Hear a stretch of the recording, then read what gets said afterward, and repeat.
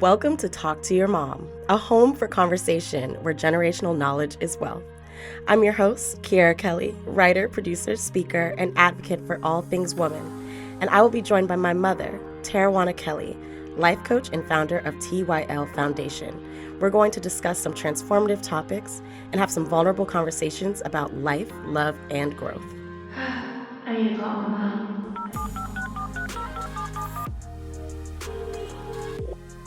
Hey, Hey, Mama. how you doing? Mama, I got something to tell you. Hello, Kiara. Hey, Mama. Can we talk?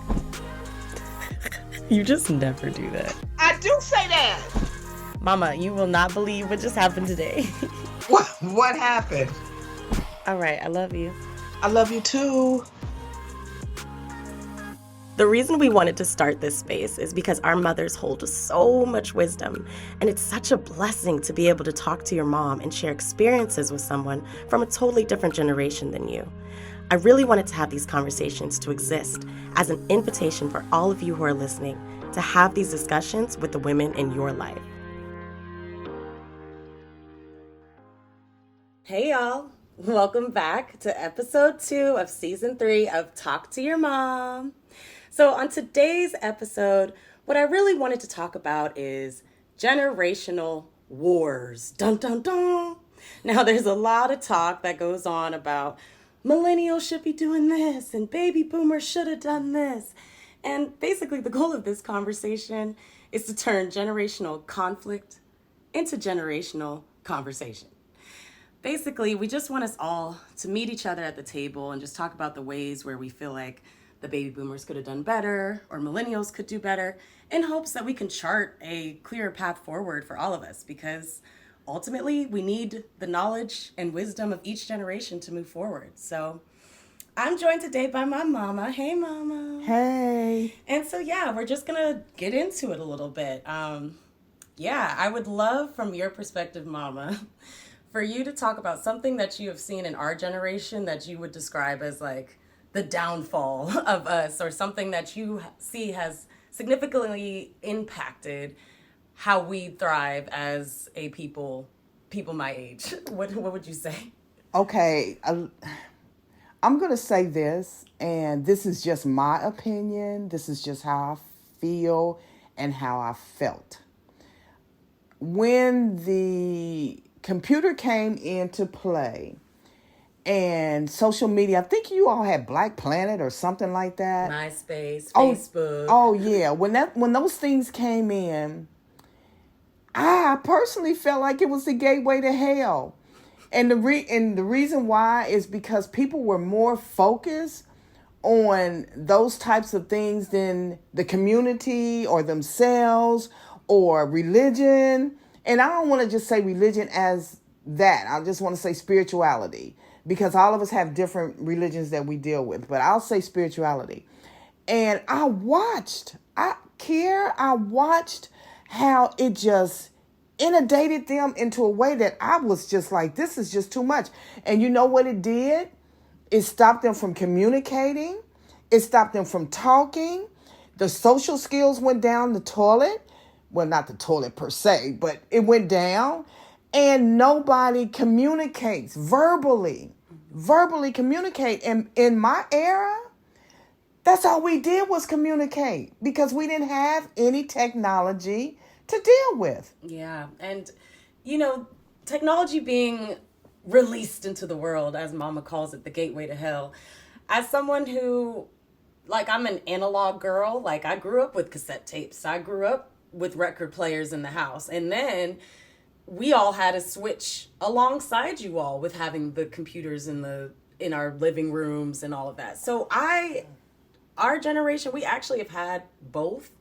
And I can firmly say that I wish we had it the way that you had it back in the day. I mean, I just do. I think that... Really? Yes, as much as social media has been very powerful, I will say, in terms of being connected to world news and world events. But I think what you all had that was very special is what you were saying, that emphasis on community. Because the thing with social media is yes, it's great to have access to information about things that are going on all over the world. But our brains are literally not prepared to be that inundated with information about everyone else's lives all the time. And that's a massive shift. Whereas like you were focused on your local church, your local neighborhood, what was going on around the corner at a Billy Bo's grocery store. Now I have to know what somebody who I don't even talk to is up to, people I haven't known for 15, 20 years, people that would like naturally dissolve away from your life. They're always in your face. And then sadly, the comparison game. People are scrolling through social media comparing someone else's highlight reel to their lives. And then that's literally leading to depression and anxiety because there's so much comparison. Whereas it sounds like in your generation, y'all just got to live in your lives. That's correct. And I feel like social media, it's just to me, it's a falsehood. And I'm not saying everything that's on social media is a falsehood, because I have gotten some great information from social media. Great. And I had to navigate through, and I'm still navigating. Every time I learn one thing, it's something else. Then my daughters are not here, so I have to try to figure out how to do it. It is very, very difficult. But then there's a falsehood. And so many of my mentees, oh my goodness, they actually compare themselves to what they see. And I have to say to them, it's an illusion. It's an illusion. When you see these stars or you see these singers, and I'm not saying that they're all false, but that's not the reality of life. Nobody wakes up with a full well, I don't know if people wake up with a full face makeup. I don't know. But you shouldn't, in order to keep your skin right. I know that's right. But you know, they look at that as though that is the foundation of life. Yeah. And they are so confused. They are very confused. And as a life coach, I have to work through these things and then kind of bring them. Then they will ask me, well, what did you do? And how did you do it back then? So these young people want to balance, Kier. They want to balance. And I don't know how they can balance it because it's so out of control. And one thing you said that was so important, it is so much news going out every day. Is 24 hours a day, where our TV shut off, I think at 11 o'clock, and the snow came on the TV. We didn't know all of these things. It is 24 hours a day. The brain should burst. Yeah, it does burst. And we literally have not evolved fast enough to be able to hold all that information. So one of the things that I've been doing is just keeping my mind focused on things local. So when I'm home with my family, I try to just keep my mind on my family. I delete my Instagram. You know, mama, people don't realize, because I seemingly have a lot of followers to them, I post and I delete my Instagram for the rest of the day. Oh, that's good. Yeah, I do that. Good. But people, they're like, you're always online, you're always online. I can't actually always be online because it actually makes me sick, because it's not real. And I'm not one of those people who think you need to be going online crying and showing yourself in the hospital with your hospital bands. If that's how you want to use your social media, that's fine. That's not the way I was raised. I will always publicly give my best. As you said, grandma used to say, when you leave the house, you walk out like a daughter of the king. That's how I approach my social media too. Now, I am very honest in conversation and in my writing. Then I'll tell people what's going on. But the truth is, even if we were all crying on social media, that doesn't actually make people have empathy for you. It doesn't make it better. So I think we're all trying to figure out how to navigate this space. But one of the things that I do is I delete it. I set limits for it. And I constantly remind myself, no matter what I see online, that none of it's real. Everyone's showing their highlight reels. And I have to be more comfortable with the life that I created offline than how my life looks like online. You know what? Last year, I completely, well, I guess maybe about 2 years ago. It's been 2 years ago, because this is 24, right? So it was in 22. And in my spirit, it says 50 days of God's promises. And I went off Facebook, nothing. And the only thing I did is look up a scripture of God's 50 days of promises. So 50 days of no social media. And you know what? I didn't go back on Facebook. Now, I'm not saying that it's deleted, but I just don't care. And when I do post something, it's something of significance. I don't want to go in and see what everybody's doing or how their life is, because guess what? myself, just my home, my own family, my own dynamics in my own life, my own trials and tribulations is enough. It's enough. I cannot take on the whole world. No. And I'm not going to take on the whole world. So that is one of the things. That is the one thing that I felt creeped in and tore up the generations and the generations and the generations.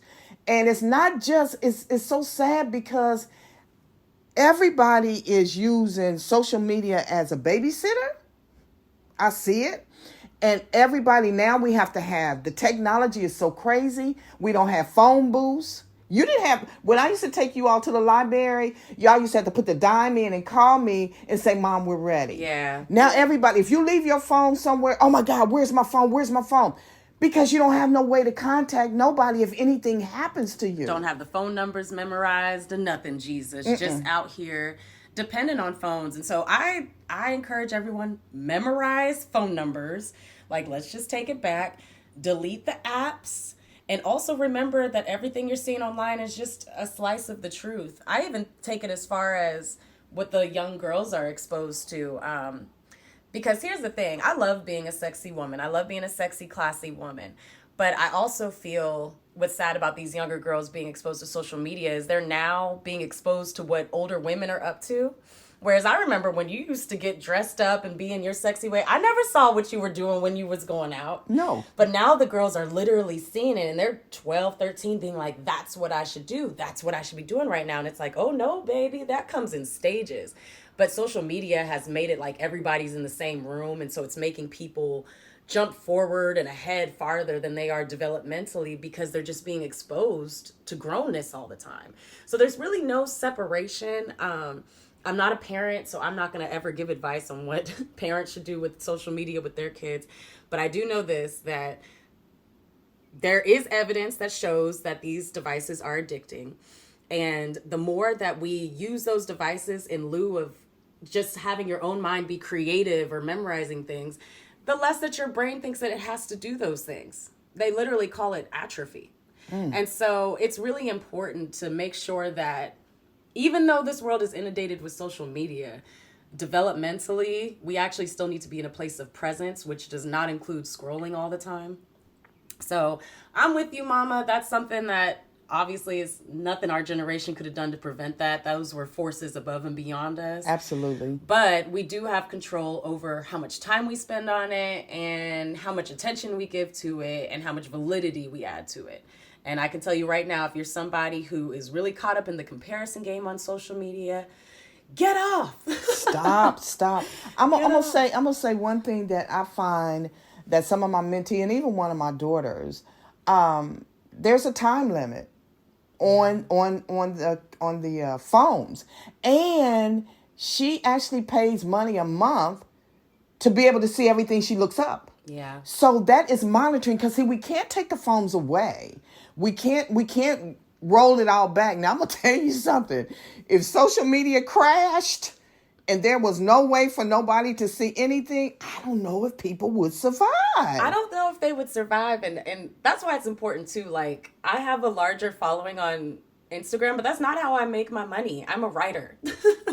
And my following actually came from my writing. It didn't come from what I was posting. So if Instagram shuttered for me, like, yes, of course, I'd want to promote my podcast and things I'm writing, but that wouldn't actually change how I show up professionally. Yes. So I think it's also just important for people to invest in email, newsletters, just other in-person events, live events. Yes. Just other ways to invest, because the more that we feel dependent on these systems, the more they can control us. Yes. And so Yes. we've just got to find a way to control it. Oh, good. You know what? You said the magical word, control. It's all about control. Mm-hmm. The social media aspect of this world is now controlling, because I looked on my phone and I said, well, what does Meta have to do? Where's this circle coming from, and why is it there? Oh, that Meta AI. Honestly, Mama, I don't know what that well, is. I'm not going to deal with it, because, like I said, I don't even know what it is. But let me ask you a question. What do you feel? Well, you already kind of said what you felt we did right. But what didn't we do that you felt we could have done better? Well, this one is kind of complicated because what I think you all did right also ended up in kind of a wrong for us in ways. So here's what I'll say you all did right. I'm so grateful that education was really a big thing amongst women in the last generation. I'm so grateful that I have my degrees, my master's degrees, all of these things I needed to survive. Now, I think there were some unintended consequences of focusing on education that maybe your generation didn't see, which is we were so catapulted into a just work and just education type of society that all of the sweet cultural community things that you all knew, family focus, church focus, local community focus, we lost all of that. And so even though I know you all were proud that, for example, I went to University of Southern California, a lot of people went away from home for college, which is great in some aspects, right? But the thing is, when you surrender people to these systems, whether it's educational or work, that automatically takes away the time that they can invest in their communities and their families. And so I do think that it's just a double-edged sword, because how could you not tell women to get their education and focus on their education? Because how else were we going to survive? Knowledge is power. But on the other hand, there just weren't enough supports available for us to learn and to know, I would say, family economics. Isn't that what they used to call it in Yes, school? they used to call it economics. Economics. I agree with you. And when it came to education, I just always wanted my daughters to be better than me. Not that I thought something was wrong with me, but each generation should be better than the next generation.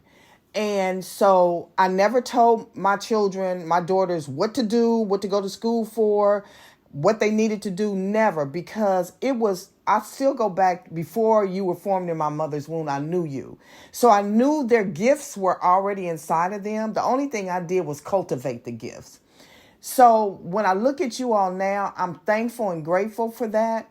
But then I also look at my grandmother, who was born in 1912 or 1913. Even when her daughter went off to college, her two daughters went off to college, my grandmother had the mind's eye to know that education was important. But you want me to tell you what I feel like the link was? Yeah. We still had community. We still had our churches. We still had surrogate mothers and grandmothers and aunts and uncles. We still were in that process of loving each other and caring for each other. Nobody went without food. Nobody went without clothes. We were still present. But I still feel when the next generation came in and that control came over, it zapped what was the substance of what we had in order to move forward.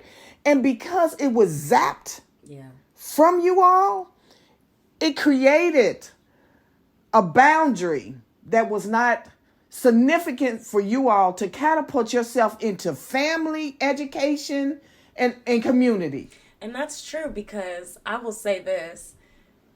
What the single black women of today's generation are doing, it's pioneering work. Because here we are being told to focus on education and work in ways that no other generation of women had to do at this level. And people celebrate independence, but no one wants to talk about the exhaustion of it. You know, as a pioneer of it in myself, a pioneer who wanted to be married young, I'll just say, if that was your story and you were married young, I'm glad that that happened for you, but that wasn't my story. And so it's been very difficult to sit and be like, okay, I'm not married young. This isn't a moment for children. Everyone around me has children. Everyone around me has family. How do I pioneer and create a new path of womanhood that feels worthy and valid with very few examples around me and my actual family of women who've only focused on those things? So it was very difficult to balance that, because keep in mind, I'm 34. This is the time where I'm most fertile, where my body wants to procreate, my body wants to be in a family. But because I have made the personal decision that there were some things I wanted to focus on with myself, not only growing spiritually, mentally, professionally, But because I made that decision, I'm surrounded in a world of women who don't really understand me and don't understand the cost of my path. And that's what I have found most frustrating because, yes, the education and work part, everyone is so glamorized over, oh, it's so exciting. You have all this career stuff. But who is actually holding space for the black woman who desired a family this whole time? Who's holding space for her pain and her isolation? And that's the part that gets frustrating because everyone wants to celebrate education and work, but no one's really acknowledging the pain gap of wanting a family, but knowing that that's just not where you're at right now. Wow. But I'm going to do a flip. When I was having my babies, I would look around and nobody glorified me as a mother because they just thought I sat at home, did nothing, but watched the stories and ate chocolates. And I'm going to be honest, my neighbors would get up. I would see them get up. I would look out the window. They had their makeup on and they were going to work. And that made me feel inadequate. Like I needed to do both. But when I look back on some of the mothers that went off to work, now this is just what I saw, went off to work, they came back years later and said, you did it right. You stayed at home and raised your children. But the thing was, I had a husband that worked. He had a good work ethic. But it didn't feel good because nobody said, you're doing a good job. That was years later when my kids are grown. Nobody said anything to me. So as a mother, I was sitting at home with my children, feeding them spiritualities and morals and values and standards because I knew they were going to eventually get out into a real world and I wanted them to be able to navigate through. But Kiera, I'm telling It's you. just what you're describing is a lot of women's fantasies, Mom. I just want you to know, being at home, being able to raise your children in spirit and education, that's a lot of women who are career professionals like me. That's our fantasy. So everybody's been fantasizing about the other and nobody's meeting the other in the pain of it. Well, we need to help. We need to fix help it. each other because, like you said, you used to sit and watch the women go out to work. Mama, I would love to have a hardworking man who could sit me down so I could raise my babies. But there's nothing I can do to make that happen. There's nothing I can do. And so while you are focused on the educational point, like, I've already done all I could educationally and work-wise. And I'm going to keep going because I'm a hustler. I'm going to keep going. But no one, in my opinion, is acknowledging the family part, which is really God's. It's all God. But now we don't have the community stuff in place to actually even make that happen. So yeah, we're on dating apps and we're all doing the best that we can. But there's not church. Nobody's introducing anybody to anyone. Hey, meet my friend. He's a great guy. Mm-hmm. I'll be talking to my guy friends and I'll be like, do you know anyone great? And they have no one to recommend. Oh, that's Whereas so sad. your marriage came from being within the community, knowing people. Mm-hmm. So I agree that education, as a black woman, if I was not educated, I literally don't know how I would be alive. So it was correct. But unfortunately, the empowerment and the education of black women, there were unintended consequences for what that would mean for our mating and our family. And I don't think that we figured it out yet. We really haven't. And you know what? Because the men are intimidated about the strong, independent woman. Or it makes them insecure because also men are now launched into an experience where they're like, well, if she's got her own house and she makes her own money, what do I have to offer? So that has slumped them all completely into depression and inadequacy. Wow. And so how do we build family? So that's the part. Education was right, but there have been a lot of consequences to women my age that no one acknowledges. And to make it worse, because everyone fantasizes about the independent, educated career woman, no one sees our pain. Well, you know what? I think this is a great opening for communication. I think there should be seminars because it's not just you that's talking about these things. It's a lot of people, a lot of women, a lot of black successful women that are talking about this now. A lot of single mothers that have babies now that the fathers are gone bye-bye. And I think that's important, but I also think it's important for your generation to understand the plight of me or the generation that I was in, because it has to come together. And I'm telling you, When women come together and they strategize on how to make it work, it's unstoppable. Yeah. But we have to get to a point where we listen and we receive. We listen and we receive. And it has to be a mutual thing from one generation to another. Yeah. And I think if we could do that, let's do a seminar. Right? In Jesus' name. Yes. And so I think a lot of women would want to hear it. Yeah. Because a lot of things, let me just say this. A lot of times what we're talking about, a lot of times is hidden with women that are educated. Now, some people, some women are just I'm not going to get married. I don't want to get married. I love the life I have. And that's great. But everybody's not in the same boat. So I think the women like me and the millennials like you, if we came together and had a solution, I just think it would be unstoppable. I agree, Mama. And I think the biggest way to stop that is stop fantasizing about other women's lives. That goes back to social media. Women who are focused on raising your babies, do not be looking at the woman who's the career woman and being like, oh, she's just doing something so much more than me. No, every life path has pain.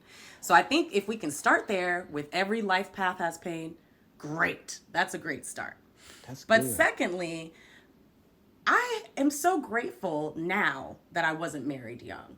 I'm so grateful. It took me years to get here, but I'm grateful because now that I'm in this certain place with God and my hobbies, like I love chess, I'm studying Hebrew. I'm just exploring different aspects and parts of my personality that I know that I wouldn't have done if I was consumed with the duties of being a wife and a mother.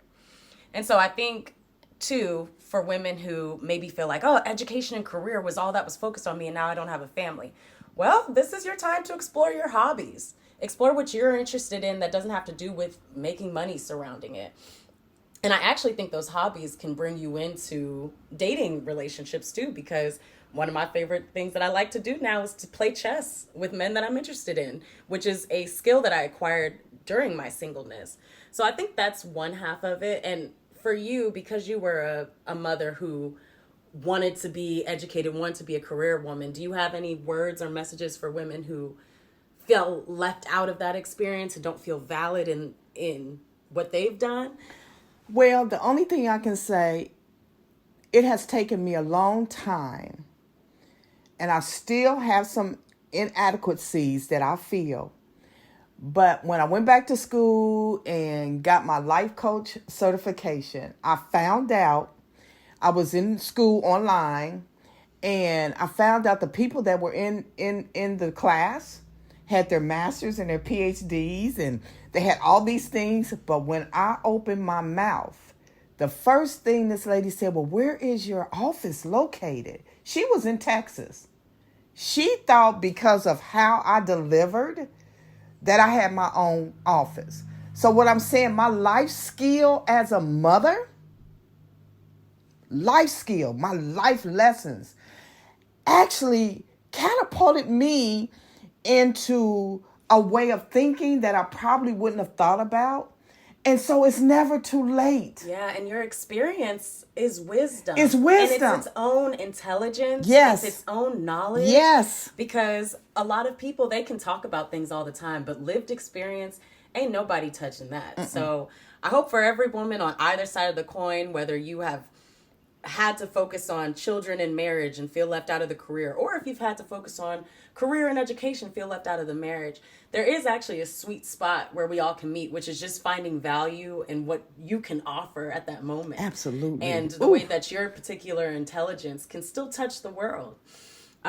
So I'd like to get into some things that, while I think our generation is getting right, focusing on ourselves, focusing on developing our skills, our interests, the one thing that I think my generation is getting wrong is arguing all the time.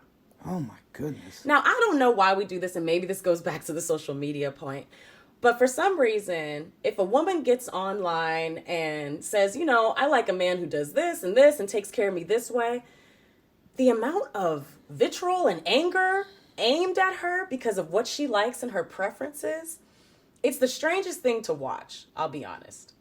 But I'm bringing it up to say, people who engage in arguing in those conversations. So let's say, I think it was Ebony K. Williams. She had talked about not wanting to marry a bus driver, which I wasn't offended by, because I think every woman has a choice about who she wants or doesn't want. But everybody was arguing over it, how black women need to do this. Stop arguing. Like what you like. Be with who you want to be with. I think that because we have so many more options now, people are trying to twist and contort other people to agree with them. And I'll just tell you straight up, there are men who love providing for women. There are men who love taking care of women. There are intelligent, God-filled men who love the opportunity to spoil a woman. If that's not the type of man you want, that's fine. And men, if you don't want to be that man, that's fine. But I think our generation just keeps arguing with each other about what everybody should like. And I think that is the most complete waste of time possible. So that's what I think my generation is getting wrong right now. You know what? One of my mentees, she's always sending me things that she think that I haven't seen or she wanted to talk to me about. And it appalls me, because I said, well, what is going on? And so she said, Miss Kelly, she said, I think about that class that you had on self-esteem and self-worth and attributes and affirmations and self-control. She said, I think all those things are lost. And I actually taught that. And I remember asking them, what is self-esteem? How do you feel about yourself? What is self-worth? How much do you value yourself?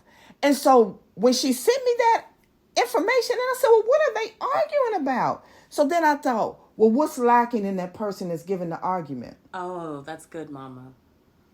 What's lacking? Because if you are secure in who you are, what another person says to you will not trigger you into a place that you have to argue. Because listen, you're arguing typing. There's no communication.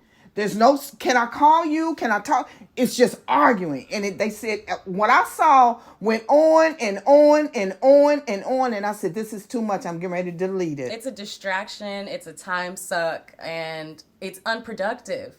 And like you said, Mom, if you are secure, what anybody says online should not trigger you. So if you're hearing a woman talk about what she likes, what she desires, or even a man talking about what he likes or what he desires, some men will get online and just be like, I only want a light-skinned woman. Well, good. That's his business. That's his business. If that's what you want, that's fine. I am attracted to men who are attracted to dark-skinned women because that's who I am. So I just wanted to shout that out as the one thing that I feel like our generation is doing wrong is, yes, we all are opened up to a world of experiences and opportunities, but arguing with people about what they like and what they don't like is a complete distraction, waste of time. And don't be a Twitter thug, a keyboard thug. I don't even know I'm not even on Twitter. I don't even know what a Twitter thug is. But the only thing I know, it is out of control. Yeah. And it has, again, zapped the things that are important for us as women. So we have to look at ourselves as women that are maybe one day have produced children.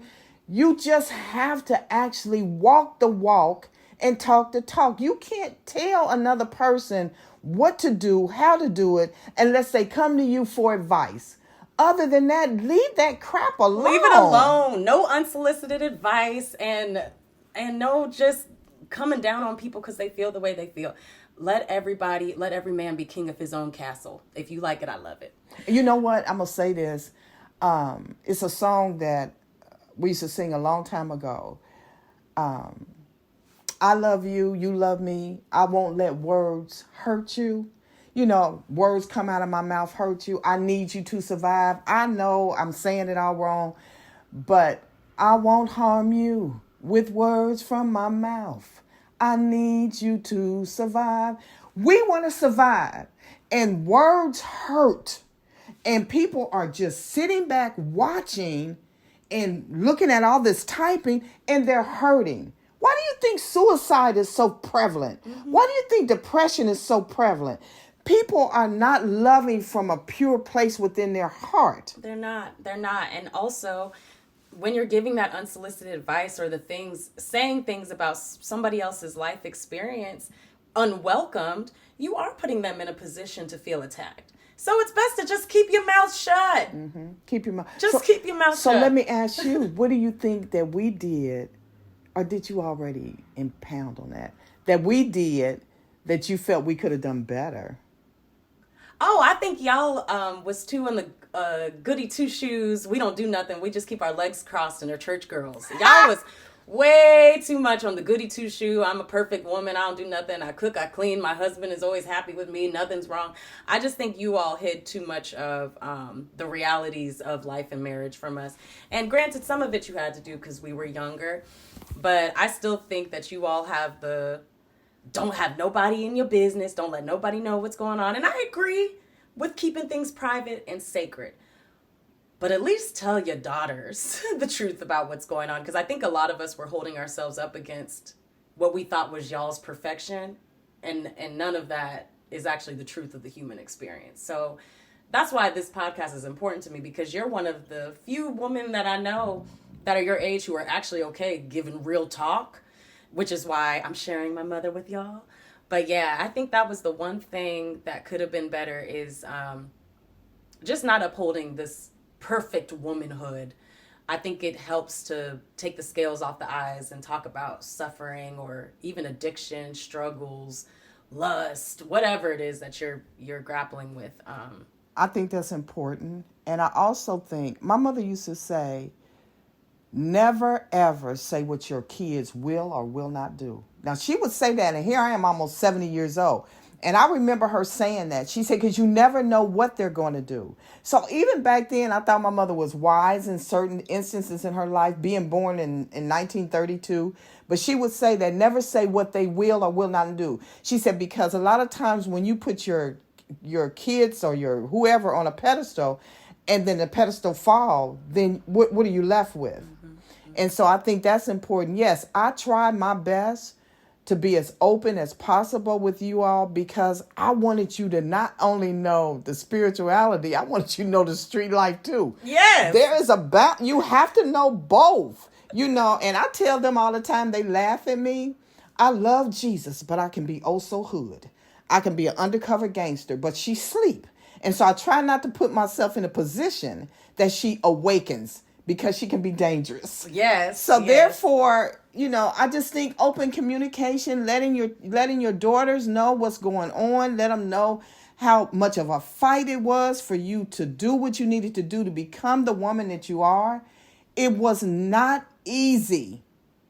And it's okay that it wasn't easy. Yes, that's the most important part. It's okay that it wasn't easy. It's okay to be honest. It's okay to say you smoked a joint. It's okay that you had sex before marriage. It's okay to say you was drunk and you threw up in the club.